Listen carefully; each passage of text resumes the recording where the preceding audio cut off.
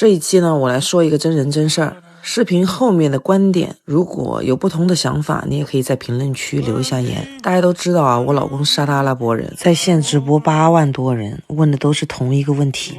哎，你们老沙对老八和阿姨的事儿有什么看法？如果对称谓不太懂的，可以在评论区找一下。事件有点大，也很特殊，容不下我们这些普通账号乱议。这些也不是我们普通人能关心和决定了的事情。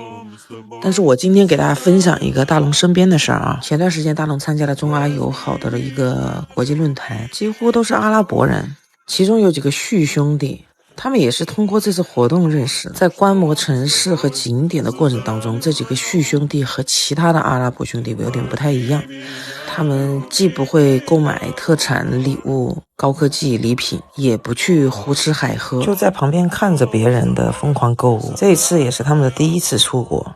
他们说在他们那里每天通电只能6个小时，沟通了以后才知道原来他们的年收入只有几十美刀。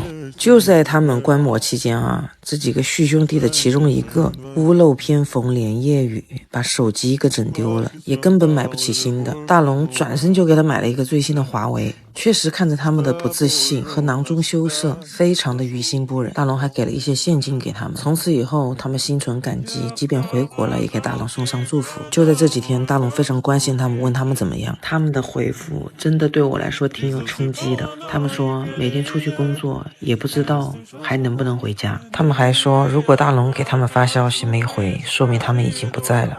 现实生活的无奈让这些铁血男儿犯难，不逃不躲是因为家人都在。回想一下我们自己的生活环境多好呀，每天抱怨生活的人，抱怨工作的人，抱怨最亲的人，不该也感激一下生活吗？不该多珍惜一下当下吗？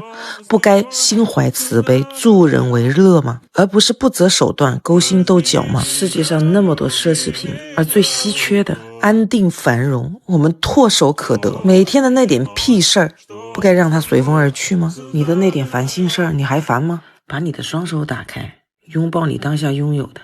好了，散会。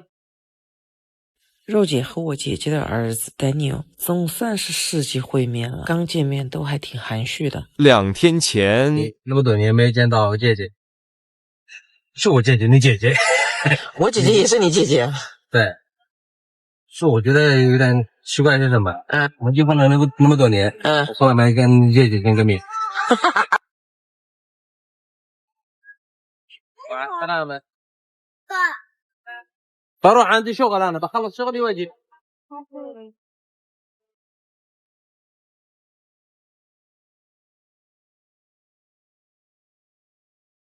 我妈其实走路不是特别利索啊，但是二老坚持要跟着我去机场。哈哈哈哈哈哈！我们准备了鲜花。我们家所有女性都是那种泪点特别低的，所以我脑子里面一直都有画面，她们如果哭起来会不会影响旁边的人？但我可真没想到啊，他们碰面的时候，我感觉他们才离开了1个月，每个人脸上都是笑呵呵的，根本就没有人在哭。高兴那是真高兴啊，我觉得纳闷呢，怎么就不哭了呢？尤其是我妈，她为什么不哭？几天前我还有个朋友6年没回国，回国的时候跟家里姐姐妈妈哭成一团，这才是正确的打开方式。我跟你们捋一下啊，我老公是没有见过我姐姐，也没有见过她老公，我和我老公是第一次见他们的儿子。那肉肉不用说了呀，全是第一次见。也就是说我们这6个人里面有好几组的陌生组合，但是我们所有人都有一个共同的感觉，就是好像见过，之前见过，没有那么陌生，感觉特别特别的熟。尤其是我姐姐的儿子，他是属于那种社交非常慢热的人，但是他跟肉肉一见面，感觉2个人就含蓄了5秒钟，彻底被肉姐这个社牛传染了。明显的感觉到我姐姐的老公和大龙第一次见面，稍许有一点点尴尬，准确的说应该是害羞吧。他们在家族群里面发微信可不是这样子的，大人们吃着，小孩就旁边给他们睡着。我也挺好奇的，接下来的日子这2个人怎么沟通？一个英文不行，一个中文不行，你说咋搞？好了，散会。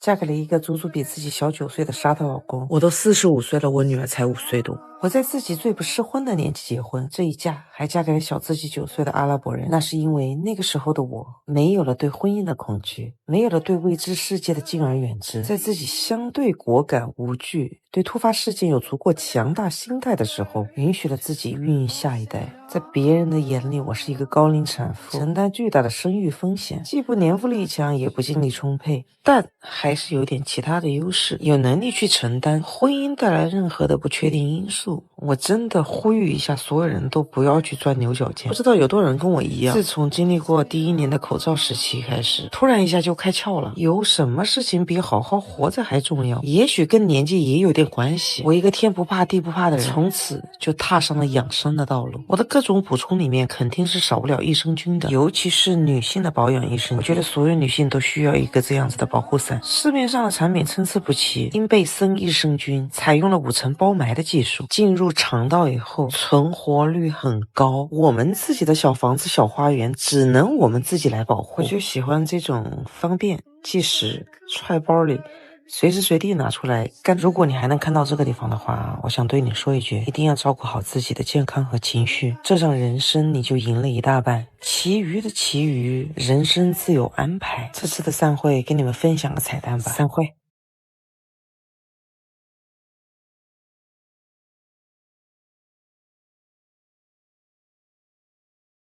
不理所有人的反对，偏要嫁给一个比自己小9岁的沙特阿拉伯男人。我是有多恋爱脑？我今年已经45岁了，和我老公结婚第8个年头，我们的孩子6岁不到。当你看到这样子的一个组合，你可以大胆的改变你的猜想。做这种决定的女人多半脑子清醒的让人可怕，她不会被世俗的眼光左右，更加不会轻易的丧失理智。越是思想成熟的女人，她越清楚自己想要的是什么。一杯奶茶，一杯咖啡，一束鲜花，一枚戒指，这些早已不再是衡量一段感情的标准。女人有3件事情不能停：学习、变美、赚钱。像公主一样出门，像汉子一样工作，像女神一样生活。25年前就接触了伊丽莎白·雅顿，那个时候的我们可以说是风华正茂。当然，我老公那时候还小，对于他的了解最多就是一瓶身体霜，我的第1瓶身体护理。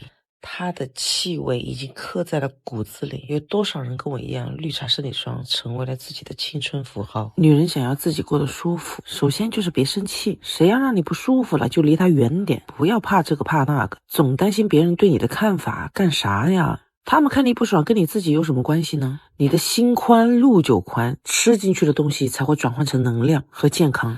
如果真要想不明白，真的是越活越累，重心全放在自己的身上，好好吃饭，好好休息，好好工作。